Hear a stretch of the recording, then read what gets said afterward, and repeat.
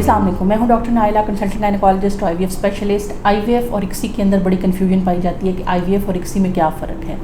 बिल्कुल कोई फ़र्क ख़ास नहीं है। इसमें सिर्फ ये है कि वही सेम प्रोसेस इस्तेमाल किया जाता है, दवाइयाँ दे के एग्स को निकाला जाता है, लेकिन एग्स निकालने के बाद आईवीएफ के अंदर एग्स के अराउंड डिशेज़ में स्पर्म को छोड़ दिया जाता है। कल्चर मीडिया और इंक्यूबेटर के अंदर वो खुद स्पर्म को ड्रिल करके उसके अंदर एंटर होते हैं। जबकि इक्सी के अंदर एक इक्सी मशीन होती है जिसमें इंट्रासाइटोप्लाज्मिक स्पर्म्स को इंजेक्ट किया जाता है अंडे के अंदर। इससे फ़ायदा ये होता है कि फर्टिलाइजेशन रेट बेहतर हो जाता है। इक्सी आमतौर पर उन पेशेंट्स का किया जाता है जिनके स्पर्म स्लो हैं, और वो पेशेंट जिनको हम एम्ब्रियो बैंक की तरफ लेके जा रहे होते हैं, उन पेशेंट्स को मोस्टली हम इक्सी की तरफ लेके जाते हैं ताकि फर्टिलाइजेशन रेट ज़्यादा हो और ब्लास्टोसिस्ट अच्छे बने।